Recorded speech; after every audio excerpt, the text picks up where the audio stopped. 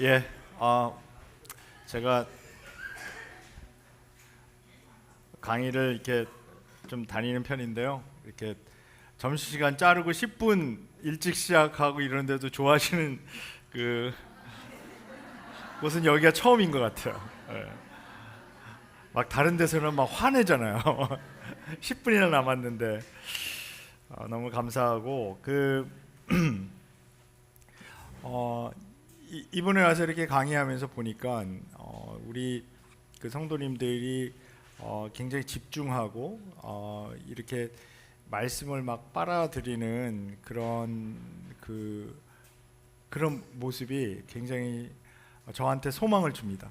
너무 감사하고 그 목사님이 어제 그런 말씀하시더라고요. 여기 이제 하노이에 와 있는 기간이 훈련 기간으로 생각하시고 말씀 훈련 시키셔서 또 뭐 한국으로 다시 돌아가시거나 또 뭐 아무 다른 데로 가시고 그래도 여기 와 있는 동안에 이렇게 말씀을 배우고 말씀에 깊이 잠겨서 변화된 모습으로 가게 하는 게 정말 너무 행복하고 즐겁다고 말씀하시는데 그 얘기를 듣는데 너무나 좋았습니다. 우리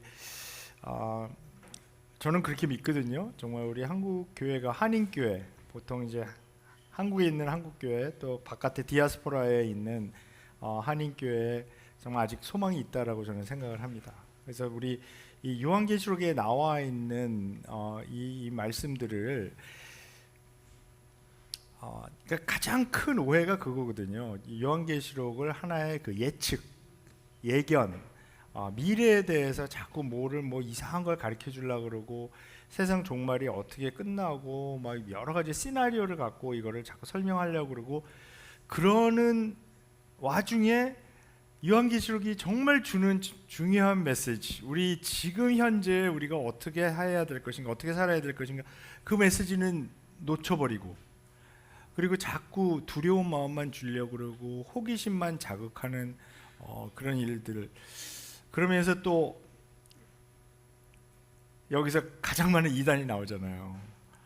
그러니까 하나님의 말씀을 정말 우리가 문맥에 따라서 하나님께서 의도하신 대로, 우리가 정말 하나님께서 의도하신 거 100% 어떻게 알아요? 굉장히 힘들죠, 그거는. 그렇지만 최대한 노력해서 가장 근접하게 이것을 읽어 나가려고 하는 그런 노력을 할 때 하나님께서 우리에게 정말 우리가 상상할 수도 없는 그런 좋은 것들로 우리 채워 주십니다. 자, 그래서 이게 또 다른 얘기를 이렇게 10분 일찍 시작했는데 다른 얘기를 해서 빠지면 헤어나지를 못하니까, 자, 거기 아웃라인에 보시면 원래 이제 강의 11이 마지막에 이제 성령이 주시는 교회들에게 주시는 그 말씀을 이제 요약하는 부분인데요. 제가 오늘 시간을 보니까 여기서 우리가 시간을 너무 많이 쓰면 4장하고 5장을 다 못 맞을 가능성이 있어요. 그래서 요 부분은 제가 좀 간략하게 요약식으로 그야말로 그렇게 말씀을 드려보겠습니다. 그래서 그 아웃라인 보시면 첫 번째 여기 그 교회의 이 구조거든요. 7개의 그 구조인데 교회 심부름꾼에게 하시는 말씀이 이제 있고요. 그 대부분 이제 그 1장의 환상으로부터 가져온 그리스도를 묘사하는 말이 7개가 이렇게 쭉 나열되어 있습니다. 그리고 나서 칭찬을 주시는 말씀인데, 근데 이제 라오디게아 교회는 너무나 안타깝게도 칭찬하는 말씀이 하나도 없었어요. 그래서 그 말씀이 굉장히 무겁게 우리에게 다가오고요. 그 다음에 서머나와 빌라델피아를 제외한 모든 교회에게 이제 책망을 주시죠. 서머나와 빌라델피아는 책망을 받지 않았습니다. 또 도전하시면서 권면하고 경고하시는 말씀, 그리고 이기는 이들, 견디는 이들, 신실한 이들에게 주시는 종말의 약속이 주어집니다. 그리고 나서 마지막으로 꼭 성령의 귀를 기울이라는 그 말씀으로 맞춰지고 있습니다. 자, 근데 우리가 주목하고 싶은 것은 바로 여기 2번인데요. 1장의 환상으로부터 가져온 그 그리스도의 그리스도를 묘사한 그 말인데, 이 계시를 주시는 분이 어떤 분이라는 것을 먼저 보여준 후에 바로 그분이 말씀하시는 것을 분명히 하는 것인데요. 이 요한계시록과 요한복음의 이 관련성이 여기서 드러나고 있습니다. 그러니까 요한복음 1장 14절에 우리 이제 성탄절로 이제 들어가잖아요. 지금 대림절로 이제 시작이 됐는데요. 우리 대림절에서 항상 읽는 말씀 요한복음 1장 14절, 우리 한 목소리를 한번 읽어보도록 하겠습니다. 시작. 그 말씀은 육신이 되어 우리 가운데 사셨다. 그는 은혜의 몸을 보았다. 그것은 아버지께서 주신 외아들의 영광이었다. 그는 은혜와 진리가 충만하였다. 말씀이셨는데 육신이 되어 우리 가운데 사셨다. 그런데 여기 사셨다라는 의미가 뭐냐면 장막을 치셨다라는 단어입니다. 아니면 천막을 치셨다. 근데 그 장막은 구약에서 이스라엘 백성이 광야 생활할 때 장막을 지으라 하시고, 그러니까 출애굽기 25장서부터 쭉 나오는데 40장까지 그 장막이 되셨다.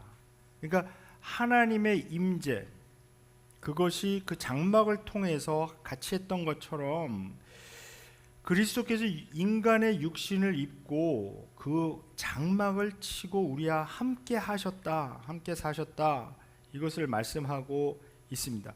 바로 그분이 일곱 교회에게 계속 말씀하시는 것을 여기서 보여주고 있습니다.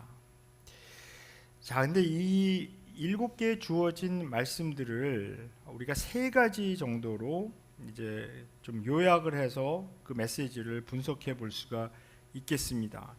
첫 번째가 동화의 문제입니다. The problem of assimilation인데, assimilation이 이제 여기서 그 일곱 교회 중에서 세 교회에게 주어진 말씀 중에 이 동화 문제가 제기가 되었습니다. 에베소, 버가모, 그리고 두아디라 교회에게 주셨던 말씀 중에 그들이 살고 있던 종교와 문화에 동화되어서 흡수되어 가고 있던 심각한 문제를 보여주고 있습니다. 근데 가장 두드러진 형태는 뭐냐면 여러 우상에게 희생 제물로 바쳐지는 음식을 먹는 문제가 있었습니다. 제가 이미 말씀을 드렸지만 이것은 그냥 단순히 더러워진 음식을 먹는다라는 의미가 아니라 그 우상에게 희생 제물을 드리면서 거기서 행했던 여러 가지 그 세레머니, 의식이죠. 그러면 예배 형태, 아주 비도덕적이고 문란했던 그런 것에 자꾸 참여하고 그러면서 거기서 벗어나지 못하는 문제. 근데 이 동화의 문제는 항상 혼합의 문제랑 같이 갑니다. 뭐냐면 그냥 그 예수님을 믿을 것인가 아니면은 로마 황제를 쫓아갈 것인가, 왜 선택을 해야 되지? 두 개 같이 하면 안 되나? 그런 거죠. 그래서 버가모 교회, 에베소 교회, 두아디라 교회 전부 다 이런 문제를 부추기는 사람들이 있습니다. 니골라당이라고 불리는 사람들, 또 이세벨과 그 추종자들, 이런 자들이 제시했던 방법은 제3의 방법, 그러니까 한쪽을 선택할 거 없이 둘 다 믿어라, 이렇게.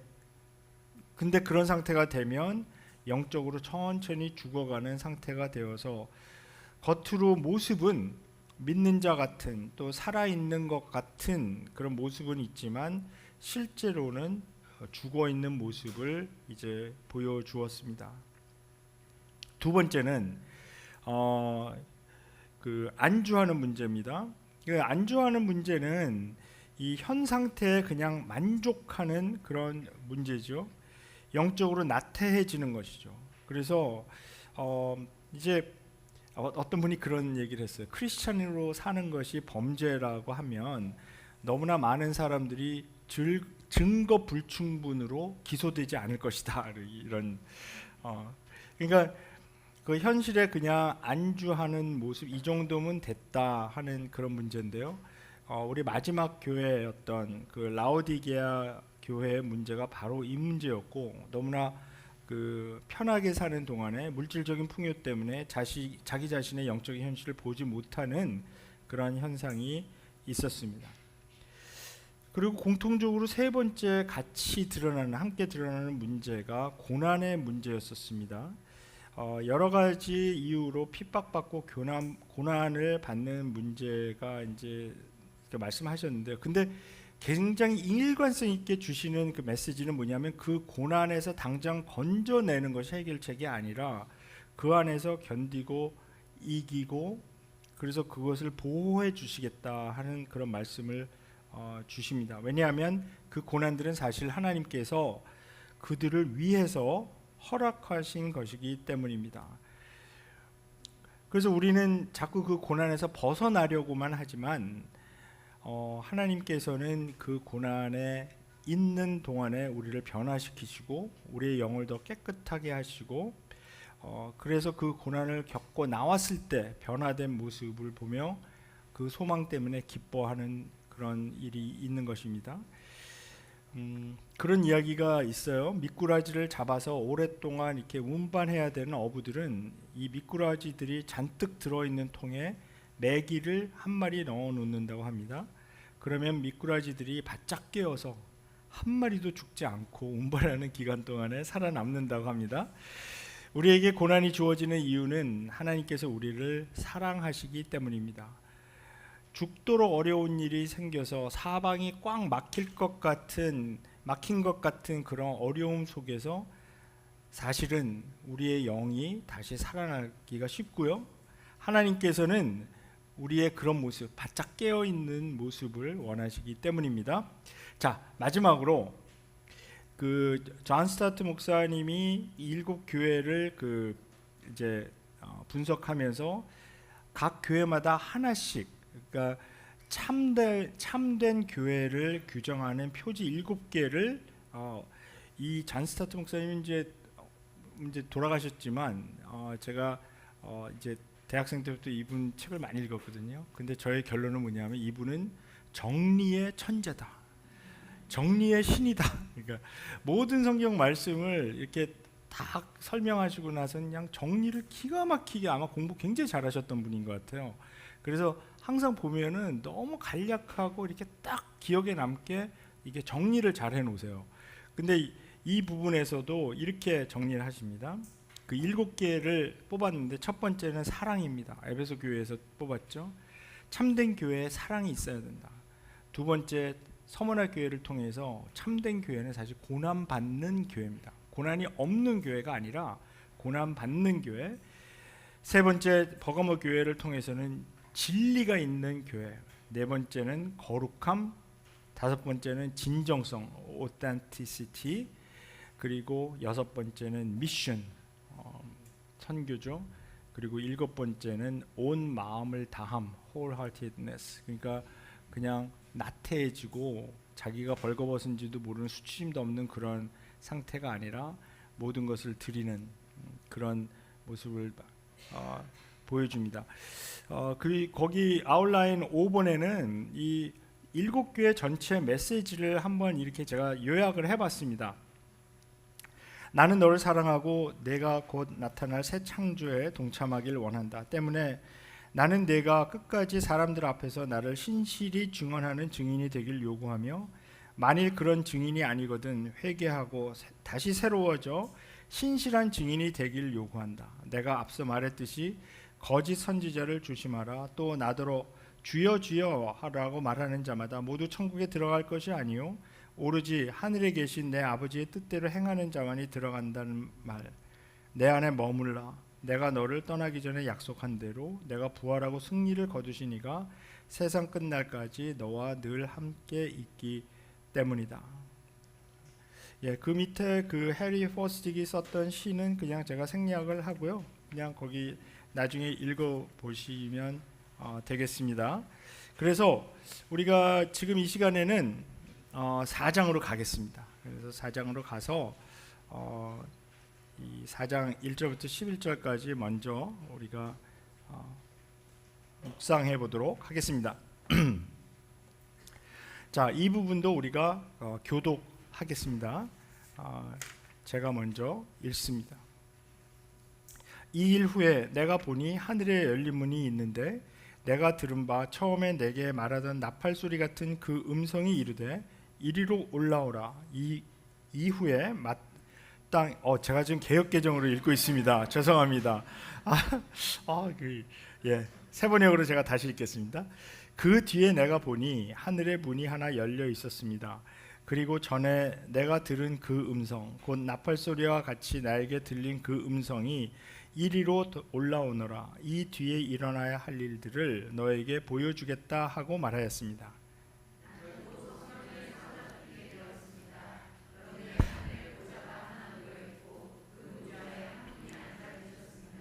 거기에 앉아 계신 분은 모습이 벽옥이나 홍옥과 같았습니다.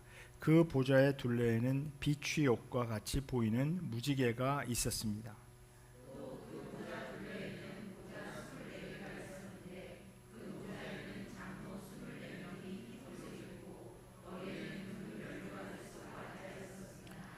그 보좌로부터 번개가 치고 음성과 천둥이 울려 나오고 그 보좌 앞에는 7개의 횃불이 타고 있었습니다. 그 7횃불은 하나님의 7영이십니다.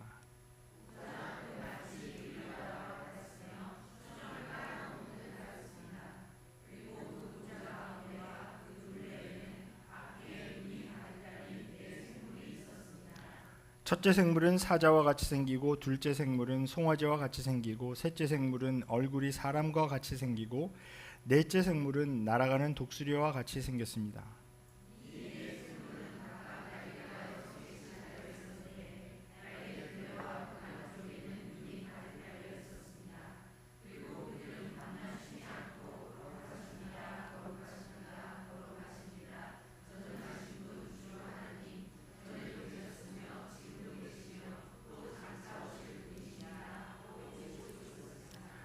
영원무궁하도록 살아계셔서 그 보좌에 앉아 계신 분께 그 생물들이 영광과 존귀와 감사를 드리고 있을 때에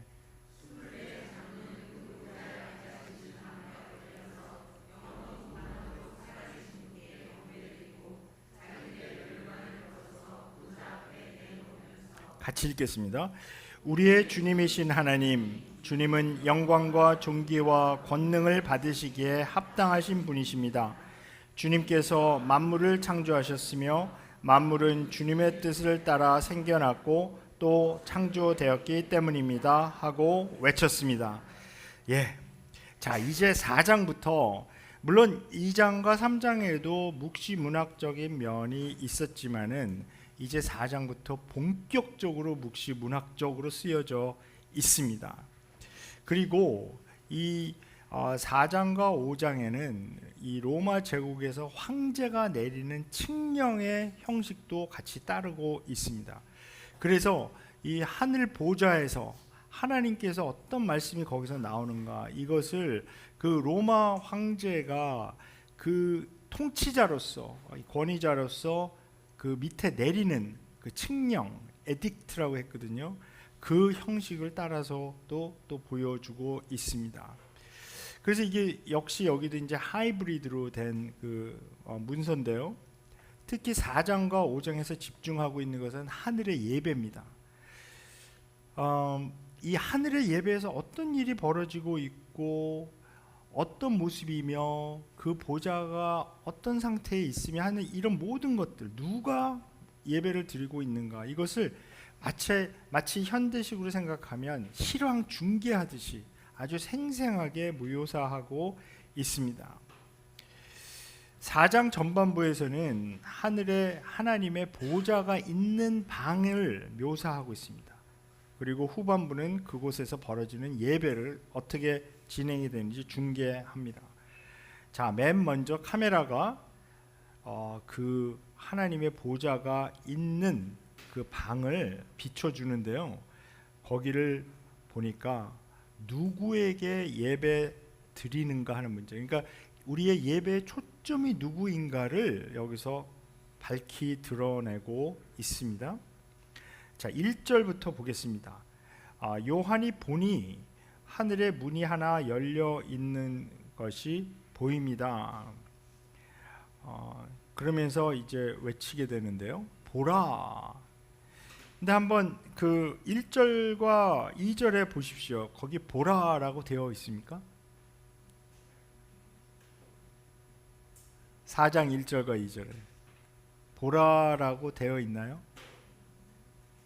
이게 안타깝게도 우리말 번역이 이 보라라고 하는 이 중요한 말씀을 생략해 버렸습니다.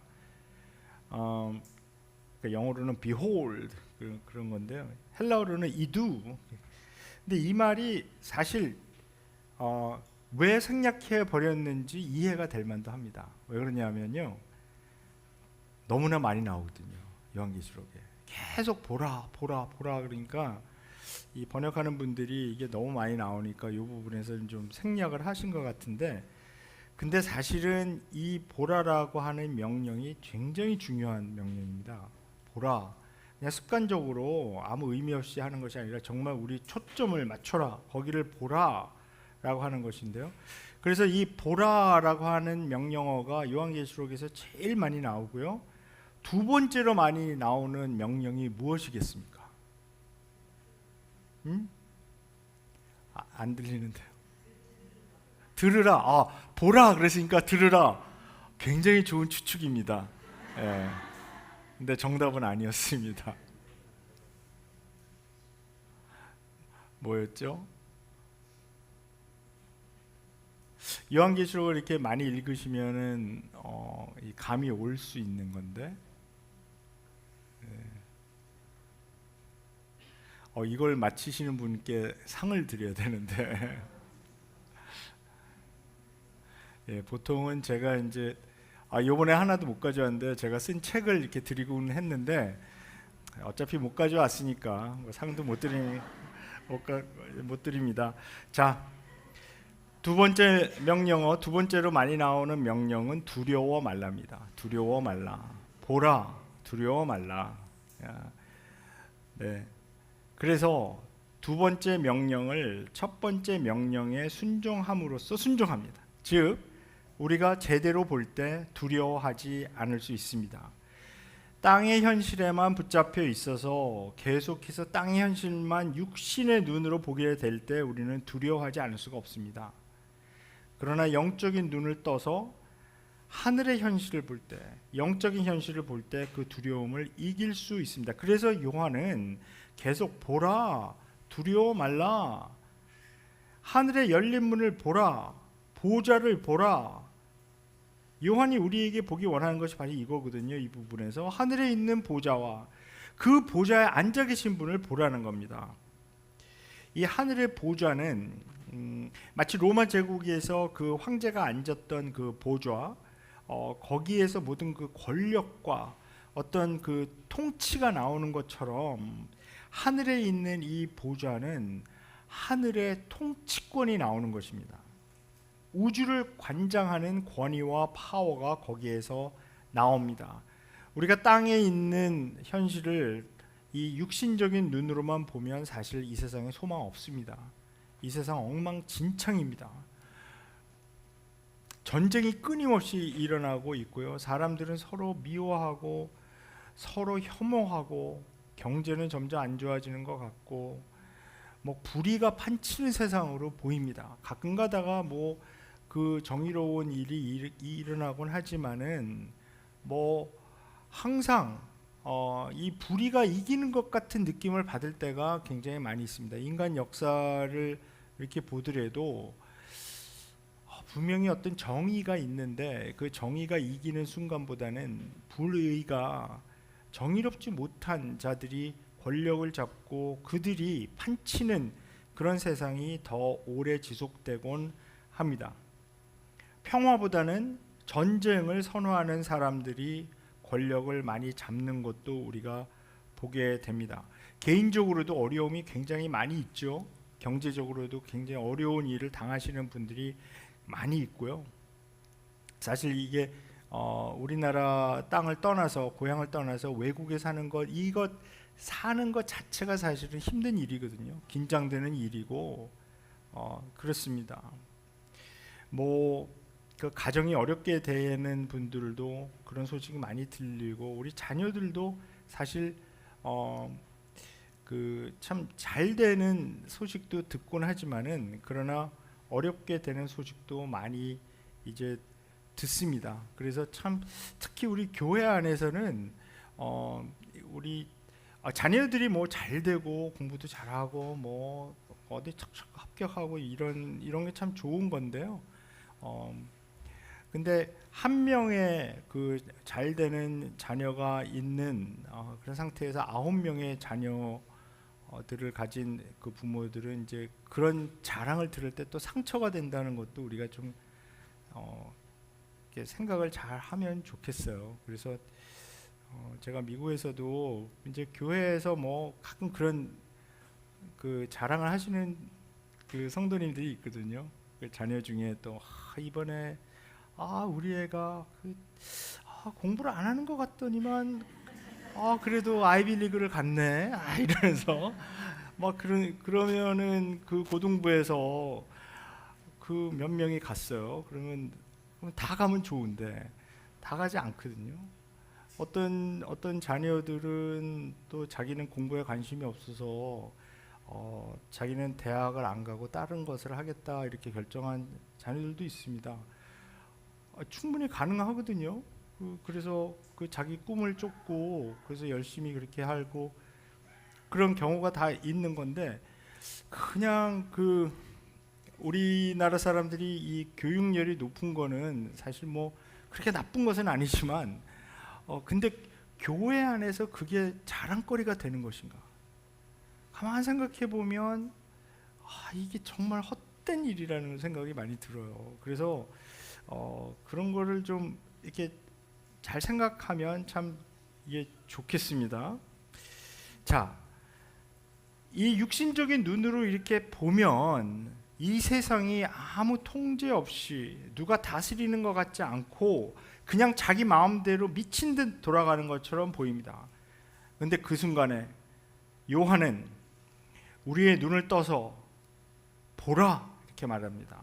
하늘의 보좌와 거기에 앉아 계신 분을 보라는 것입니다. 누가 통치하고 계시는지. 그래서 이 계시록에는 보좌라는 말이 굉장히 많이 나옵니다. 이 보좌라는 말 자체가 47번이나 사용되고 있고요. 4장에서만 14번이나 사용되고 있습니다. 이 연관된 단어들까지 다 합치면 요한계시록 전체에서 77번, 77번이나 사용되고 있습니다. 보좌를 잘 보아야 합니다. 예배 시작인데요. 예배는 잘 보는 것으로 시작됩니다. 그런데 무엇에 집중해서 보아야 하는가? 우리가 정말 집중해서 보아야 할 것은 그 보좌 위에 앉아 계신 분입니다. 보좌가 참 멋있다가 아니라 그 보좌에 누가 앉아 계시는가? 그 보좌가 비어 있지 않다는 겁니다. 우리가 이 인생 살아가면서 가끔 느끼죠. 하나님은 정말 계시는가? 하나님이 계시다면 어떻게 이런 일을 그냥 일어나게 놔두시는가? 아마도 1세기경에 이 요한계시록을 처음 읽었던 사람들은 그렇게 느꼈을지도 정말 모릅니다. 예수께서 선포하신 그 하나님 나라는 도대체 어디에 있고 이미 왔다고 하는데 우리는 왜 볼 수가 없는가? 그리고 상황은 계속해서 왜 나아지지 않고 더 어려워지고 있는가? 이 도미티아누스 황제는 자기 자신을 주님과 하나님이라고 선포하고 그리스도인들을 박해하고 자기가 이 우주를 통제하는 것처럼 그렇게 거짓 신, 거짓 하나님 행세를 하고 있는데 하나님은 왜 그냥 놔두시는가? 그런데 요한이 보기 원하는 예배 시작은 누가 다스리는가? 누가 그 보좌에 앉아있는 그 분을 보는 것으로 예배가 시작한다는 것입니다. 그리고 이제 1절 계속 보면 그 뒤에 내가 보니 하늘의 문이 하나 열려 있었습니다. 그래서 이 열린 문을 통해서 요한이 보좌가 있는 방으로 들어가서 그 보좌를 보게 되는 것으로 이제 예배가 시작이 이제 됩니다. 자, 2절에 보니까 성령에 사로잡혀서 그 음성을 들었다고 했는데요. 이 문자적으로는 성령 안에서입니다. 성령 안에서 그 음성을 보게 되었다. 그러니까 요한이 지금 묘사하고 있는 것은 어떤 영적인 경험인데요. 이것을 묵시문학적인 기법을 사용해서 묘사하고 있습니다. 다시 한번 그 보좌가 비어 있지 않고 누군가가 앉아 있어서 다스리는 모습을 이제 보게 됩니다. 근데 그분을 3절부터 묘사하기 시작하는데요. 그분의 모습이 벽옥이나 홍옥 같다고 이제 묘사하고 있습니다. 이 묵시문학에서 자주 사용되는 상징을 사용해서 어떻게 그 하나님의 모습을 어떤 보석을 사용해서 묘사를 한다. 그래서 사실 이게 이 부분을 이제 공부하다 보니까 여기에 나오는 여러 그 보석 이름들이 있거든요. 이게 이제 벽옥은 제스퍼, 홍옥은 카넬리안이라는 보석인데 전에 알지도 못하는 이 보석들이 여러 그 뭐라 그럴까요? 그 특징이 있는 그 보석이고 이 보석들이 나타내는 여러 상징들이 있습니다. 그러나 중요한 것은 이겁니다. 요한이 왜 하나님의 그 모습을 벽옥과 홍옥으로 비유해서 사용했는가? 그 이유만 알면 됩니다. 근데 그것은 이 벽옥과 홍옥은 출애굽기 28장 17절부터 20절에 나와 있는 보석의 첫 보석과 마지막 보석입니다. 출애굽기 28장 17절부터 20절에 묘사하고 있는 것은 뭐냐 하면 제사장이 입는 예복, 에봇이라고 했는데요. 그 에봇에 12개의 보석이 박혀 있는, 그러니까 가슴에 이 흉배라고 하는데 이 가슴에 이제 그러니까 옷을 입고 이 가슴에다가 이렇게 넓적한 네모난 것을 이제 입게 되는데요. 거기에 12개의 보석을 박도록 그렇게 되어 있고 그 12지파를 대표하는 보석입니다. 그리고 각 보석에는 그 지파의 이름이 쓰여져 있는 그런 것을 묘사하고 있거든요. 자, 이것은 도대체 무슨 의미일까요? 그 하나님께서 지금 제사장이 입는 예복에 박혀 있는 12개의 보석 중에서 처음과 마지막으로 묘사되고 있다. 이것은 하나님께서 그의 백성과 함께하는, 그러니까 제사장은 중재자거든요. 하나님과 사람들 사이를 이어주는 그러니까 이게 브릿지 메이커예요. 그러니까 이 제사장을 이제 라틴어로 번역하면 펀티펙스라 그랬잖아요. 이 펀티펙스라는 말 자체가 브릿지 빌더거든요. 그래서 제사장이 하는 기능은 하나님과 사람들을 이어주는 것인데 하나님의 모습을 제사장의 예복에 박혀 있는 보석의 처음과 마지막으로 묘사했다는 그 의미는 뭐냐하면 하나님께서 이제는 그의 백성과 그냥 함께 하신다. 그것을 보여주고 있습니다. 그래서 하나님의 임재입니다. 예배가 시작되면서 보좌에 앉아 계신 분의 임재로 들어가게 됩니다. 그런데 그분이 앉아 있는 보좌 둘레에 빛이 에메랄드입니다. 에메랄드와 같이 보이는 무지개로 또 묘사하고 있습니다. 이 무지개가 그 보좌를 이렇게 둘러싸고 있는 모습을 상상하시면 되는데요. 자, 이 무지개는 또 무슨 뜻인가? 그러니까 한 가지 우리가 계속 기억해야 되는 것은 이 요한은 이런 모든 묘사를 사용할 때 그냥 뜬금없이 사용하는 것이 아니라 구약과 연계시켜서 구약에 나오는 여러 이미지들을 사용해서 이제 묘사합니다. 구약에서 이 무지개가 나오는 것 중에 가장 유명한 이야기는 바로 노아에게 다시는 홍수 같은 방법을 통하여 인류를 심판하지 않겠다는 하나님의 약속이었습니다. 그러니까 이 무지개는 하나님의 약속을 상징하는 것이죠. 그러므로 이 무지개는 하나님의 자비와 신실함을 상징하는 것입니다. 그래서 이제 더 이상 이 사람들을 싹 쓸어버리는 방법으로는 사람들을 심판하지 않겠다. 인류를 심판하지 않겠다.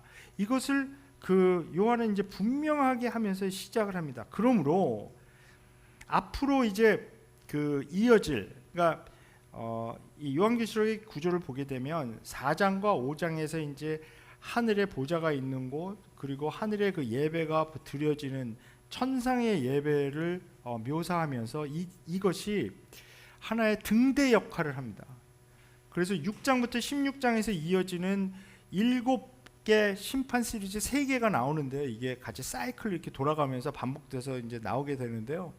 그러니까 7인, 7나팔, 7대적, 이게 심판이 뭐 이렇게 21번 계속되는 그런 게 아니고, 이 7개 7면을 계속 한 번 보여주고 또 보여주고 또 보여주고 하는 사이클식으로 되어 있습니다. 근데 그 심판을 가이드해주는, 마치 등대가 빛을 이렇게 높은 곳에서 어두울 때 배들이 지나가는 길을 이렇게 인도해 주듯이 그 빛을 따라서 이 빛을 기준으로 해서 배들이 움직이잖아요. 그러니까 이 심판도 그 7심판, 이게 3번이 반복이 되는데, 이거를 요한계시록 4장과 5장의 관점에서 풀으라고 보여주는 것입니다. 이것을 왜 이런 장치를 요한이 해놨냐면은 요한계시록을 이런 관점 없이 읽으면 오해하기 굉장히 쉽거든요. 왜냐하면 그 7심판 시리즈가 계속되면 거기 굉장히 폭력적인 이미지들이 나옵니다. 뭐 인류의 막 3분의 1이 죽고 5분의 3이 죽고 막 홍수가 나고 지진이 나고 막 파괴가 나고 하늘에서 막 불기둥이 내려오고, 그러니까 사람들이 이제 착각하는 그 이유가, 이것을 문자적으로 읽을 때 이건 핵전쟁이다, 막 원자폭탄이 막 터지고 그냥 막 지구가 깨어져 나가고 막 온갖 그런 상상력을 사람들이 이제 사용하거든요. 그래서 이런 서구 문화에 보면 이런 것을 통해서 여러 문학, 또 영화, 뭐 TV 시리즈 이런 것들도 만들어지고 막 그래요. 그래서 그 아포칼립스, 그러니까 그 묵시록이라는 그 단어가 나타내는 어떤 그 이미지가 있습니다. 이거는 세상의 종말. 그래서 그런 영화 같은 데도 보면은 세상이 핵전쟁으로 그냥 다 완전히 그냥 인류의 거의 모두가 막 다 죽고, 그리고 나서 이 지구가 방사능으로 막 오염돼서 사람들이 제대로 살 수가 없어서 막 그 살 수 있는 그런 환경을 이렇게 만들어 놓고 뭐 살려고 하는데 거길 들어가려고 그러고 막 이런 영화도 나오고 그러잖아요. 이런 게 전부 여기 이미지에서 나오는 건데, 자, 중요한 건 이겁니다.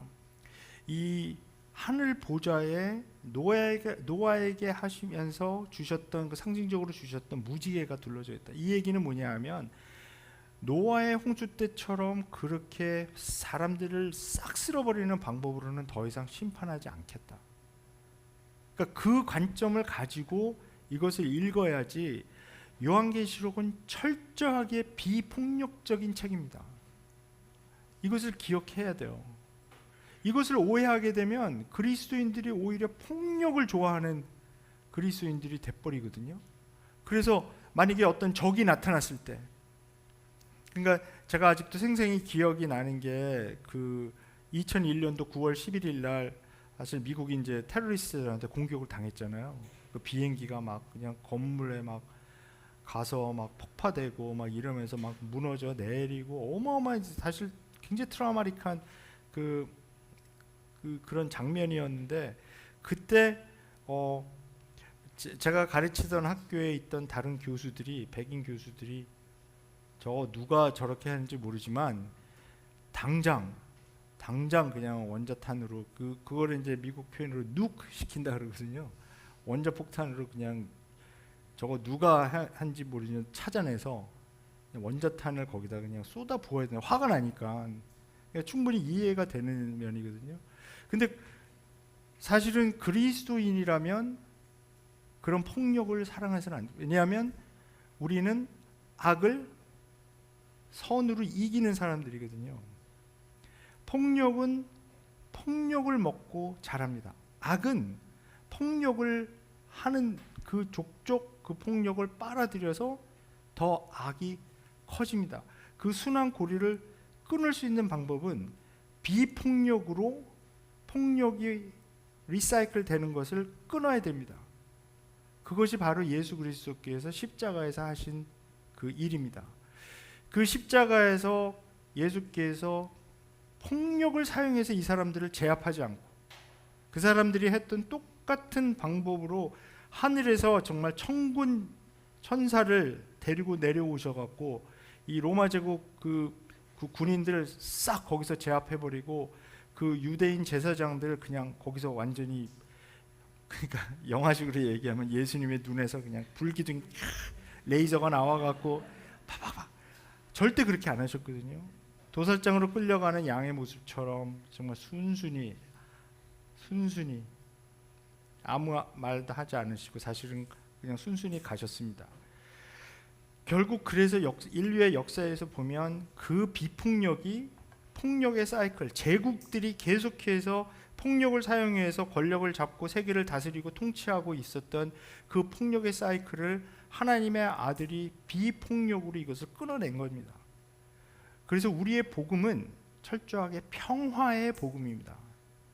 이것을 정말 지켜야 됩니다. 이것을 만약에 우리가 잃어버린다면 요한계시록을 읽으면서 엉뚱하게 그리스도인들이 빨리 아마겟돈 전쟁을 해야, 그래야 그냥 이란이 핵폭탄을 만들려고 그런다는데 만들게 하라는 거죠.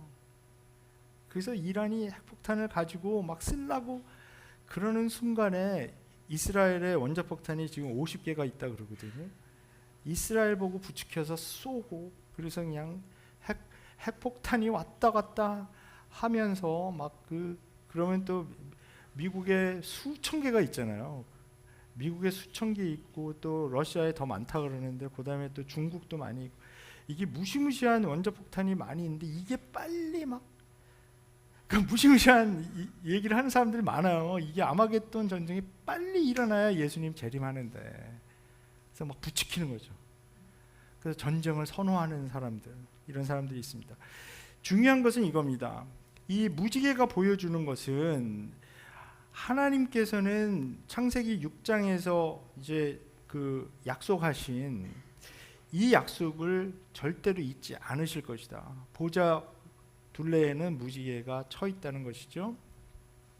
문자적으로 읽으면 재앙이 일어나는 것처럼 보이지만 하나님의 심판이 하나님의 자비가 없는 상태로 일어나지 않을 것을 여기서 분명하게 보여주고 있습니다. 따라서 요한계시록의 이 심판의 장면들을 읽으면서 두려워할 필요가 전혀 없습니다. 자, 하나님의 보좌 옆으로 24개의 보좌가 둘러싸고 있습니다. 거기에는 24명의 장로들이 흰 옷을 입고 금 면류관을 쓰고 앉아 있었습니다. 이들은 하나님의 백성을 대표하는 사람들입니다. 이스라엘의 12지파와 예수님의 12제자들을 상징합니다. 그래서 24명이죠. 이것은 하나님의 백성의 대표들이죠. 그래서 이들이 흰 옷을 입고 있다는 얘기는 어린 양의 피로 씻겨져서 순결케 된 그들의 의로운 행위를 입고 있는 그런 사람들입니다. 5장에 이제 다시 나오지만은 그들을 하나님께서는 나라와 제사장으로 이제 삼게 됩니다. 그래서 이 출애굽기 19장 6절 거기에 아웃라인에 제가 인용을 해 놓았는데요. 너희의 나라는 나를 섬기는 제사장 나라가 되고 너희는 거룩한 민족이 될 것이다. 그러니까 이 선언이 요한계시록에서 계속 반복이 되는데요. 중요한 말씀이기 때문에 이걸 한번 다 읽어보겠습니다. 1장 6절 우리로 하여금 나라가 되게 하시어 자기 아버지 하나님을 섬기는 제사장으로 삼아 주셨습니다. 그에게 영광과 권세가 영원 무궁하도록 있기를 빕니다. 아멘. 5장 10절 주님께서 그들을 우리 하나님 앞에서 나라가 되게 하시고 제사장으로 삼으셨습니다. 그래서 그들은 땅을 다스릴 것입니다. 20장 6절 이 첫째 부활에 참여하는 사람은 복이 있고 거룩합니다. 이 사람들에게는 둘째 사망이 아무런 세력도 부리지 못합니다. 이 사람들은 하나님과 그리스도의 제사장이 되어서 1000년 동안 그와 함께 다스릴 것입니다. 자, 여기서 우리가 이제 요 세 부분에서 한 가지 제가 말씀드리고 싶은 것은 뭐냐 하면요. 이 헬라어로 보면 이 나라라고 하는 단어는 명사형이고요. 다스리다라는 것은 그 똑같은 단어의 동사형입니다. 그러니까 이제 헬라어로 말하면 바실레야, 그리고 그 나라가 바실레야고요. 다스리다는 바실리오. 그러니까 명사와 동사. 근데 우리는 여기 나라라고 했다가 다스린다고 하니까 말이 완전히 다르잖아요. 그러니까는 이게 연관된 동사 단어들이라는 것을 볼 수가 없는데, 그러니까 여기서 말하는 이 나라는 국가를 의미하는 것이 아니라 다스림으로 이해하시면 됩니다. 그게 제일 좋습니다. 그러니까 하나님의 나라라고 했을 때 그 하나님의 다스림이거든요. 그래서 하나님의 다스림이 되게 하시고, 그래서 제사장으로 삼으셨고 땅을 다스리게 하실 것이다. 그리스도의 제사장이 되어서 1000년 동안 그와 함께 다스릴 것이다. 자, 베드로전서 2장 9절에 이 말씀을 베드로가 이렇게 요약해서 말합니다. 그러나 여러분은 택하심을 받은 족속이요 왕과 같은 제사장들이요 거룩한 민족이요 하나님의 소유가 된 백성입니다. 그래서 여러분을 어둠에서 불러내어 자기의 놀라운 빛 가운데로 인도하신 분의 업적을 여러분이 선포하는 것입니다. 그러니까 왕과 같은 제사장, 이 안에 이 두 말씀이 다 들어가 있는 거죠. 왜냐하면 이 왕이라고 하는 단어 자체도 이 바실레야, 바실리오하고 같은 어원을 가진, 그러니까 왕은 누굽니까? 다스리는 자 아닙니까? 그렇죠? 그래서 다스리는 자, 다스림, 다스리다, 이 말들이 여기 다 같이 들어 있습니다. 근데 이게 이제 5장에 가면 더 분명해지겠지만 제가 꼭 말씀드리고 싶은 이 다스린다는 것을 또 세상적으로 이해하면 절대 안 됩니다. 어린 양의 다스림이거든요. 어린 양의 다스림. 어린 양의 다스림은 절대 뭐 억압하고 군림하고 뭐 내리 누르고 하는 그런 다스림을 이야기하는 것 절대 아닙니다. 오히려 섬기고 종이 되고 그런 식으로 다스리는 것을 말합니다. 자, 이 24장로가 쓰고 있었던 금 면류관은 그들의 승리를 상징합니다. 그들은 영적으로 승리한 사람들입니다. 그래서 하나님께서는 하나님의 백성과 함께 다스립니다. 이것이 하나님의 통치 방법입니다. 이제 24장로에서 이 장로라는 표현이 요한계시록에서 12번 반복돼서 나옵니다. 하나님의 백성을 대표하는 사람들이죠. 자, 그래서 이제 일곱 인본과 일곱 나팔과 일곱 대접의 이 심판을 어떤 식으로 진행될 것인가를 이제 잘 보여주면서 제가 조금 이 스킵을 해야 되겠습니다. 지금 시간을 보니까 오늘 5장까지 다 가야 되거든요. 그래서 여기서 너무 이 디테일에 묶여 있다가 마지막까지 못 가는 그런, 그래서 조금 우리가 앞으로 가면서 보겠습니다. 근데 요거는 스킵하면 안 되겠어요. 그러니까 뭐냐면 이제 그 보좌 앞에 요한이 보니까 수정을 깔아놓은 듯한 유리 바다가 있다 이렇게 얘기를 하잖아요. 근데 그 성경에서 보면 유대인들이 이 바다를 굉장히 두려워하고요. 바다 별로 좋아하지 않아요. 원래 유대 문학에서. 그래서 성경에서도 보면은 바다에서 항상 괴물이 등장합니다.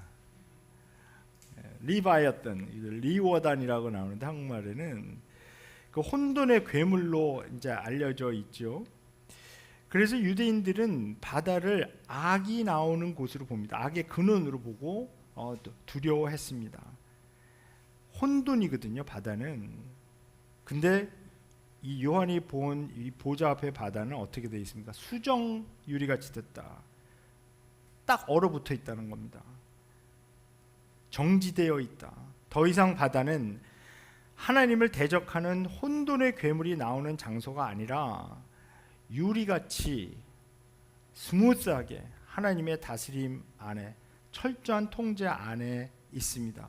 그리고 마지막에 이제 21장에서 새 하늘과 새 땅, 새 창조를 보여주는 장면에서는 이 바다가 아예 완전히 사라지게 됩니다. 자, 그러나 우리 이 땅의 현실은 뭡니까? 이 땅의 현실은 혼란의 바다가 아직 출렁이고 있다는 것입니다.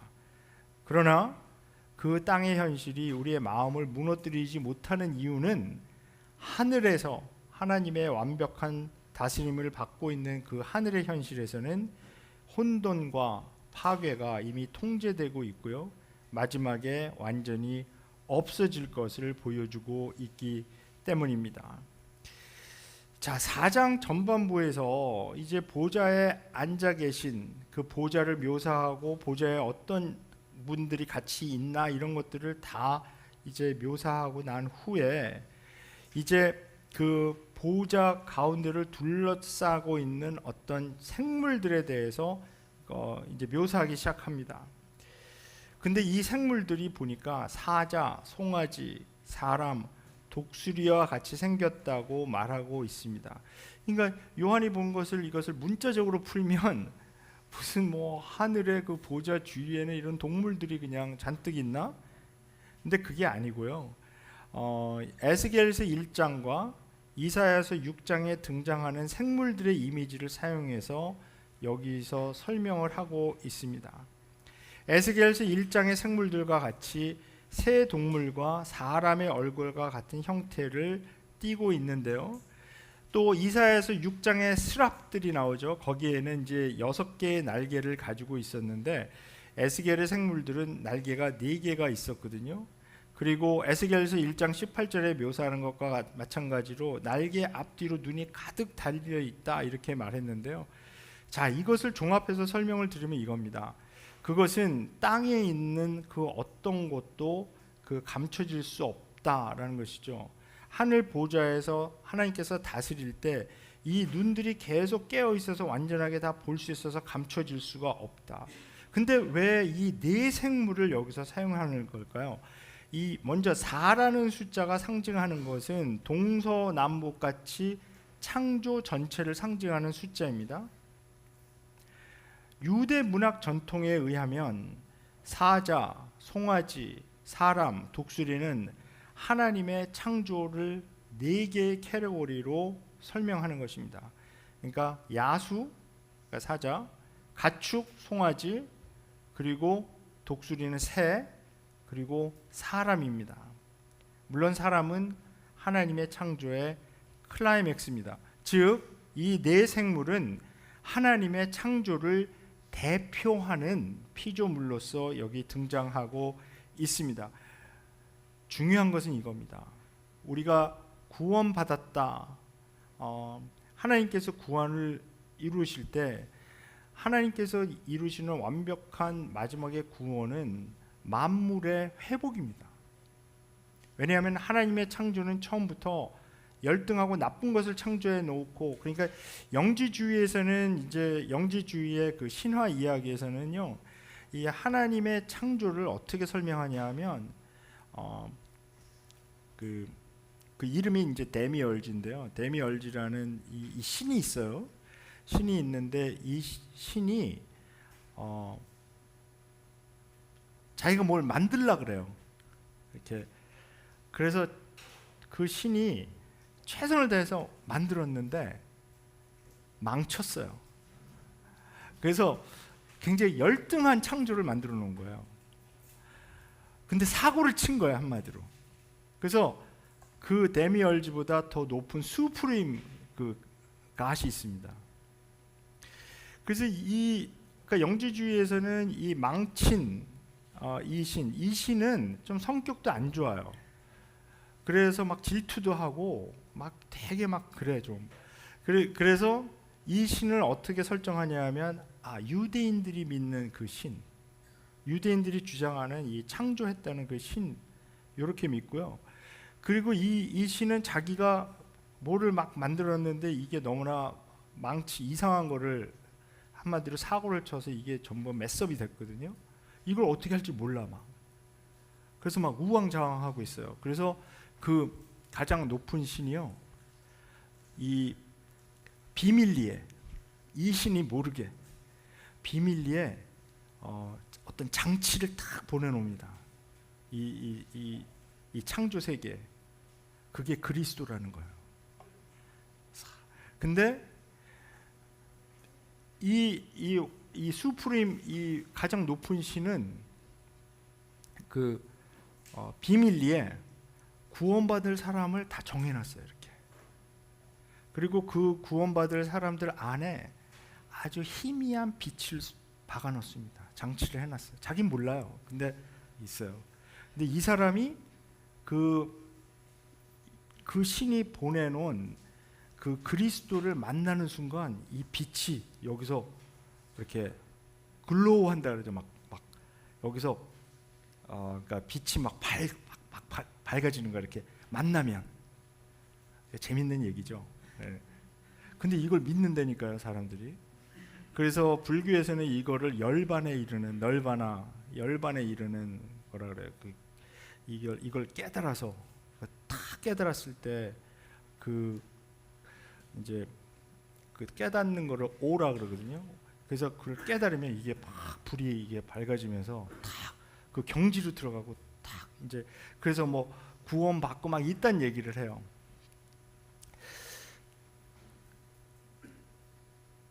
이 영지주의 사상이 굉장히 초대 교회에서부터 굉장히 사람들을 많이 혼란에 빠뜨리고 그래서 그런 시도가 계속 있었습니다. 구약에 있는 그 하나님은 신약에 나오는 하나님하고 다른 분이다. 이거 잘라서 없애버려요. 그래서 2세기경에 로마에서 활동했던 그 말시온이라는 이단이 있었는데 이 사람은 구약 전체를 다 버렸어. 잘라서 버렸어요. 그런 다음에 신약에서도 이제 그때는 이제 정경화가 되지는 않았지만 그리스도인들이 많이 읽는 이 사복음서, 뭐 바울서신 이런 것들이 있었는데요.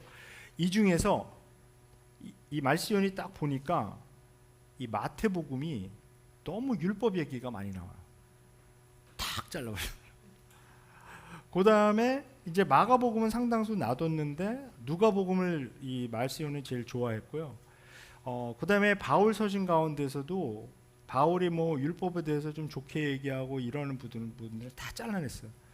그래서 말시온 성경이 있는데 굉장히 얇습니다. 그러니까 짧은 거 좋아하는 사람들에게는 딱 맞는.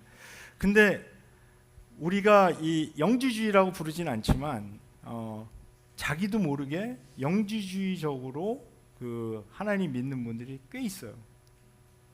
그래서 구약에 나오는 뭐 질투하시는 하나님, 뭐 막 진멸시켜라 이런 하나님 난 못 믿겠고 그냥 사랑의 하나님, 신약에 나오는 사랑의 하나님만 나는 믿겠다. 근데 아마도 이 요한계시록이 쓰여질 당시에도 이런 경향들이 상당히 많이 있었던 것 같습니다. 그래서 요한은 철저하게 24장로 이거를 아주 강력하게 주장합니다. 이스라엘의 12지파 이거 다 없어지는 건 아니다는 거죠. 그래서 12 더하기 12 해서 예수님의 12사도 이 제자해서 24명을 계속 주장을 하고요.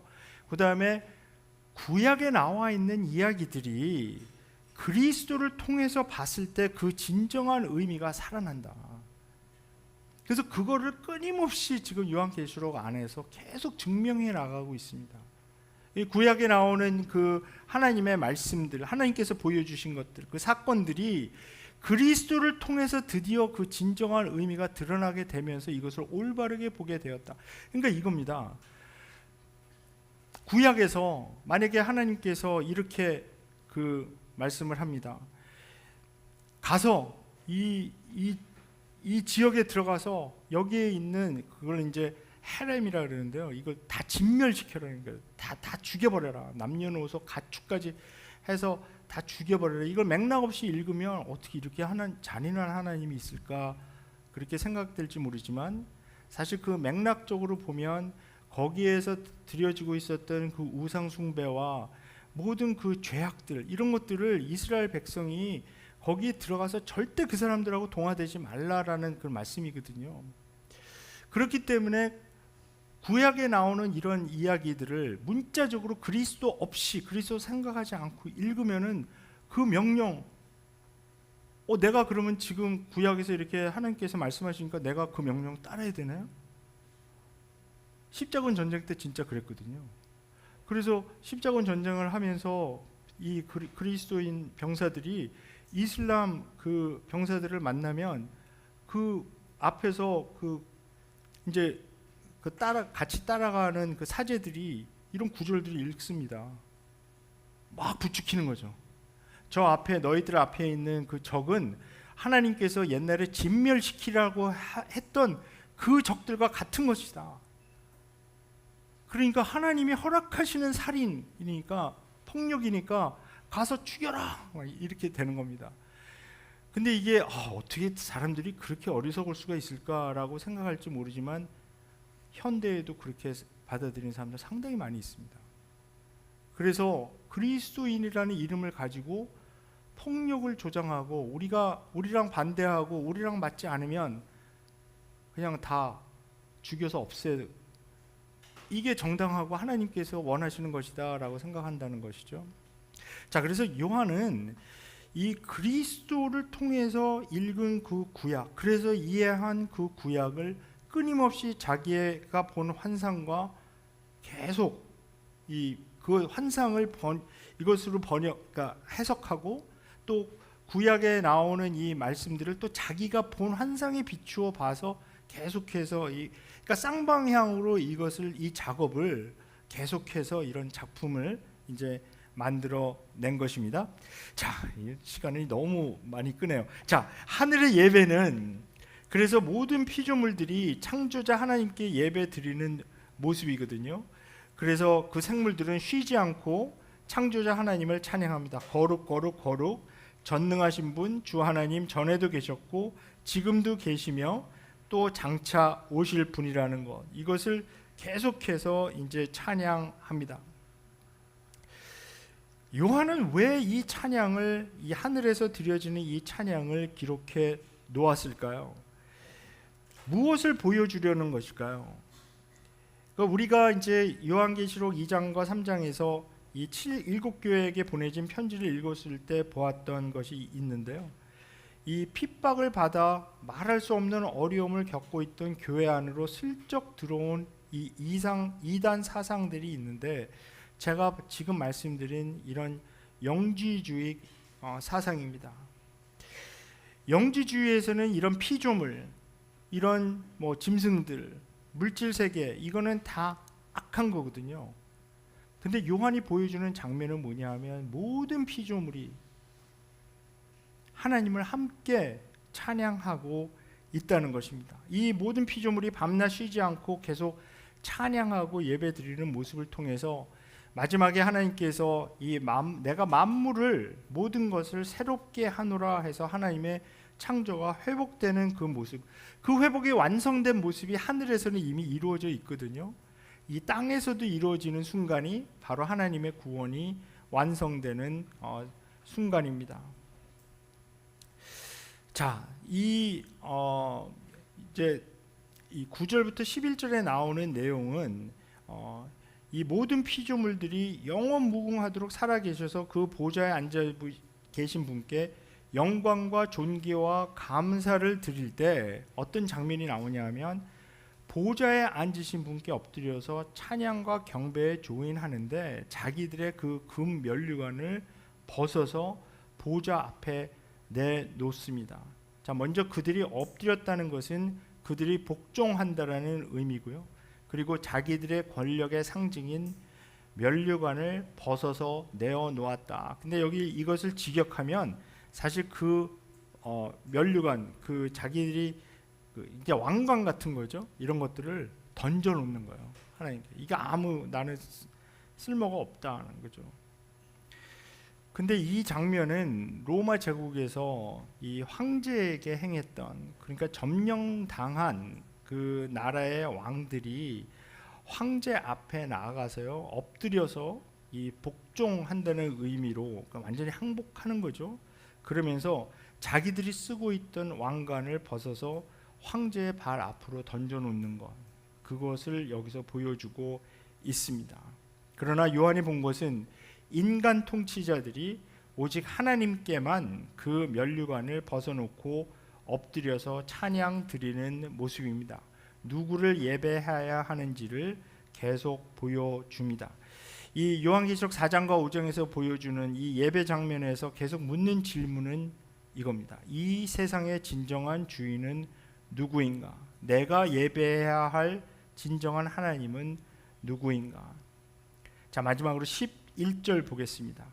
11절에 보게 되면 이제 주님과 하나님이라는 단어가 계속 반복해서 나오고 있는데요. 이미 여러 번 언급했지만 주님과 하나님이라는 호칭은 도미티아누스 황제가 자기 자신을 그렇게 부르려고 강요했던 것이죠. 그런데 이 24장로와 이 모든 피조물들은 오직 하나님께만 이 호칭을 사용합니다. 그리고 오직 그분이 영광과 존귀와 권능을 받으시기에 합당하신 분이라고 선언합니다. 그런데 이 합당하신이라는 표현이 참 중요합니다. 이 헬라어로는 악시오스라는 말인데요. 이 악시오스라는 말은 황제가 이제 도시에 들어설 때 그 상원 의원들, 정치인들, 통치자들이 황제가 자기들을 다스리기에 합당하신 분이라는 의미로 계속해서 악시오스 이런 거 이 말을 계속 외쳤던 그런 말들입니다. 그리고 거기 그 제 아웃라인 드린 것 중에 그 19페이지에 그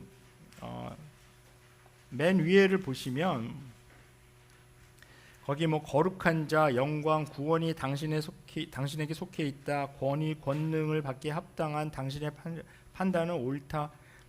그 몇 가지를 제가 적어놨는데요. 뭐 우리의 주님과 하나님, 뭐 도미너스 테라눔, 그 세계의 주님, 도미너스 먼디스, 땅의 주님, 이 말들은 로마 제국에서 1세기 경에 당시의 문헌에 이제 나오는 건데 이 황제에게 드리는 찬송가가 있었어요. 그 찬송가에서 쓰이던 말들입니다. 그래서 요한계시록은 철저하게 저항 문학입니다. 왜냐하면 요한계시록의 그 언어들은 당시 황제에게 외쳐진 말들을 골라서 그 말들이 오직 천지를 지으신 하나님께만 합당한 악시오스 언어라고 하면서 항거하고 있는 거거든요. 그러니까 황제 같은 인간이 받을 수 있는 언어가 아니라는 겁니다. 이 주님과 하나님이라는 이 말을 통해서 도미티아누스는 자기가 그 하나님의 자리로 올라가려고 했지만은 요한이 보여주는 것은 뭐냐 하면 그 사람 합당하지 않다. 오직 이 보좌에 정말 하늘의 보좌에 앉아 계신 우리 하나님, 우리 주님 그분만이 이 말들을 받으실 자격이 있다. 그래서 이제 우리 이제 요한계시록 7장 10절에 유명한 말씀이 있죠. 구원이 보좌에 앉으신 분과 어린 양께 있도다. 구원이 그 속해 있다라는 그런 의미거든요. 구원이 당신, 그러니까 황제에게 속해 있다. 이 구원이라는 소테리아라는 이 말 자체가 사실 당시에 사실 영적인 언어가 아니었습니다. 황제가 주는 어떤 혜택이죠. 그래서 우리가 예배할 때요, 사실 우리는 이 세상의 영을 향해서 사실 항거하는, 프로테스트하는 거거든요. 그래서 월터 브루그만이라고 하는 이 얼마 전에 이제 돌아가셨는데요. 이 구약 선생님인데 이분이 사실 하신 말씀이 이거거든요. The church sings praises not only toward God but also against the gods. 그러니까 교회가 찬양을 부를 때 하나님께만 찬양을 부르는 것이 아니라 동시에 세상의 신들에게 프로테스트하고 거부하는 거거든요. 너희는 나의 신이 아니야. 그리고 선포하는 거죠. 그래서 우리는 절대로 우상을 따라가지 않겠다라고. 그러니까 우리 찬양하면서 그냥 양방향으로 드리면 좋겠어요. 그러니까 하나님께는 정말 진정한 찬양을 올려드리면서 또 이 세상의 신들을 향해서는 거부하는 거, 우상을 절대로 섬기지 않겠다고 선언하고 그대로 실천하는 것이죠. 그래서 이 하늘에 이 보좌가 있는 방에서 드려지는 이 찬양을 통해서 우리는 이 세상에서 이게 땅에서 지금 현실적으로 일어나는 현상에 대해서 우리가 하나님께 찬양을 올려 드림으로 인해서 하늘의 예배에 우리가 참여하면서 우리가 섬기는 분은 오직 하나님이라는 것을 여기서 계속 선포하고 이 세상의 신들에 대해서 거부하는 것으로 나아갑니다. 예, 그러면은 4장을 좀 그 뒤에 나와 있는 내용은 그냥 거기 그냥 읽어 보시면 되고요. 근데 한 가지 그 9번에서 이거 뭐 하려 그런 거냐 하면 이게 문제를 하나 내봤는데요. 이거는 뭐 쉬는 시간에 한번 그냥 해 보셔도 괜찮습니다. 그러니까 이게 결국 우리가 예배를 드릴 때 그 뭐랄까 생각해 봐야 되는 그 질문입니다.